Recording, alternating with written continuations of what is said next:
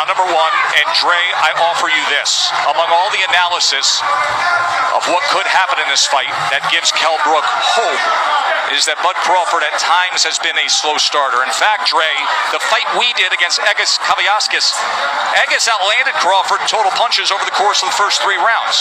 What should be Brook's approach early on? Well, he can't get reckless, but he needs to start fast, start picking up that jab. I think Brook is realizing right now that Terence Crawford is a lot longer than he realized, and the space between, where he is now and actually hitting Crawford is a lot further than he realized. But yes, coming off 11-month layoff, being, a slow starter historically, the first few rounds, Brook wants to win those.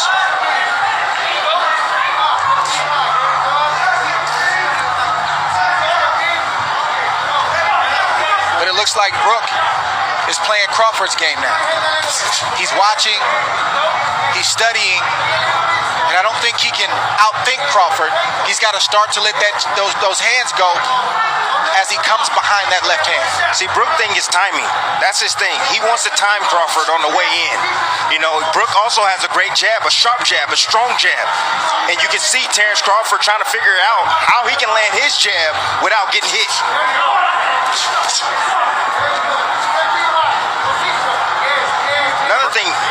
Another thing, Crawford typically comes out in the southpaw stance, but he came out in the right-handed stance, probably to confuse Kell Brook. He has power in either hand, Crawford. He has finished guys, whether it is orthodox or southpaw, but in recent years we have seen plenty of Crawford, mostly in the southpaw stance, and wildly effective in doing so. Here he comes out as a righty. And there is that jab from Kell Brook as he goes to the body against the champ.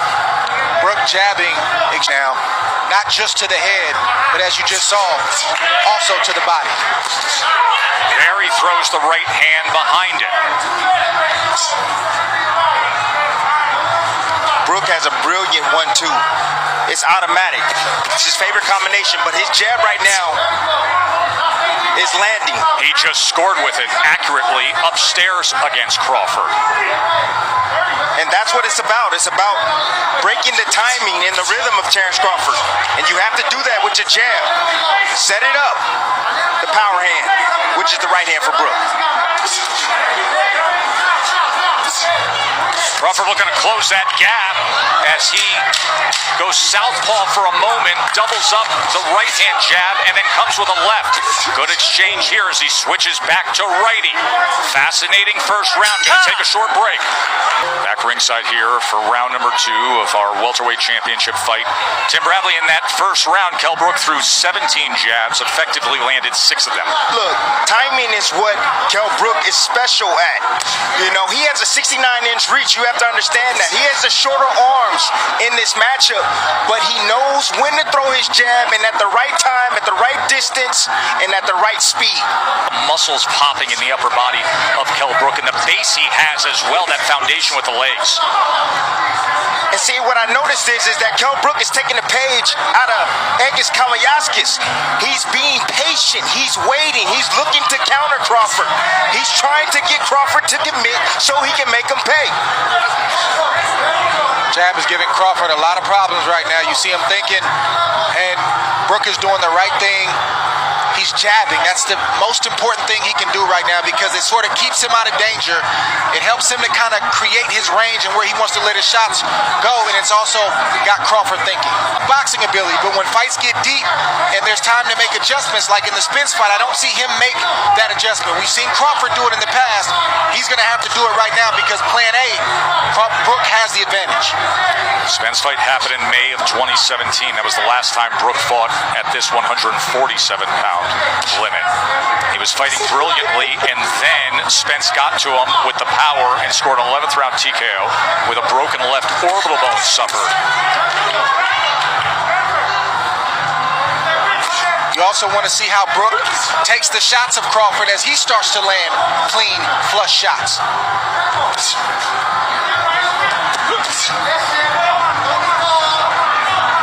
Right now it's a battle of patience. Neither fighter can afford to make a mistake, and as you see, Brook stepped in just a tad bit, and Terence had combinations waiting on him. Just fired off a right uppercut, did Kell Brook. Brook has every punch in his arsenal. He has a strong left hook. He also has a straight right hand and a beautiful uppercut. And as you can see, his jab is giving Terence Crawford problems, and Terence goes southpaw. Crawford switches for one of two reasons. Either he sees something, or what he was doing in the right-handed stance wasn't working. What do you suspect here, Dre? I think the latter is true. The right-handed stance wasn't working, and he wants to see if he can get something going from the left-handed stance. Stop. No. And two in Vegas. Dre with you here in Vegas, round number 3 of the championship fight. According to CompuBox, Bud Crawford opponents land just 21% of their total punches. That is number 1 in the world among welterweights. So far tonight, Kell Brook is landing 36% of his punches against Terence Crawford.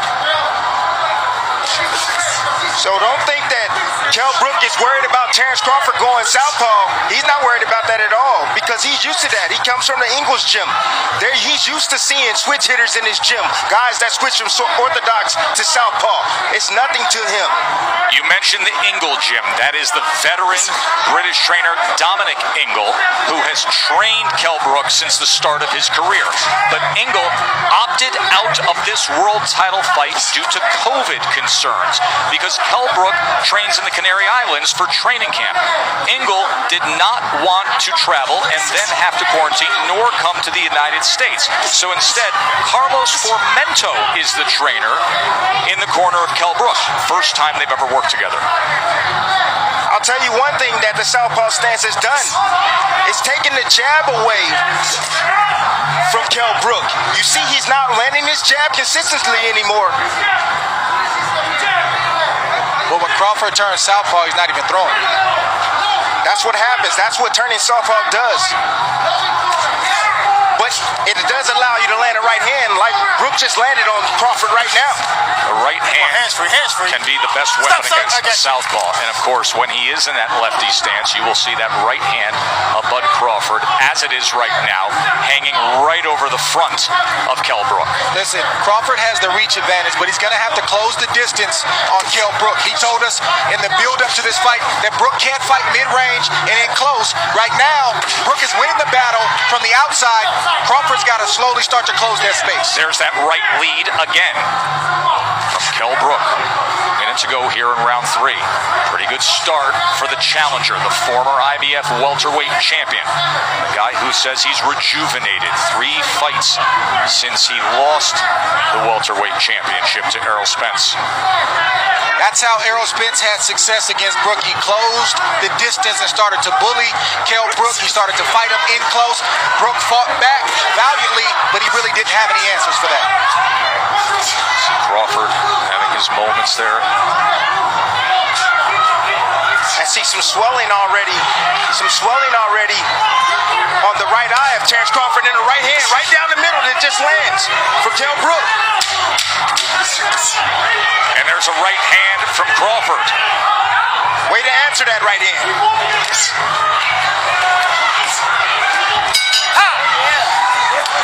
In the sport, Shakur Stevenson saying he expects his good friend Terence Bud Crawford to pick up the pace here.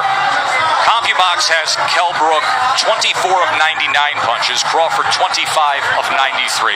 Shakur Stevenson will fight December 12th in this ring against Toka, contending at 130 pounds, looking for a showdown for a belt here. Round number 4. Crawford has to continue to get his lead foot outside the lead foot of Brook to have success with his offense. That will put him in a safe position to let his combinations go. Beautiful right hand. And the champ gets to him. Just like that. Terence Bud Crawford hits the gas. 7. Hey, come to me. You all right? Give you a chance. One of the best closers in the game. 27 knockouts in his career. Do we have 28 right here? This fight is on. Thundering in. Look at Crawford. Vicious attack to close it. No. And he stares him down.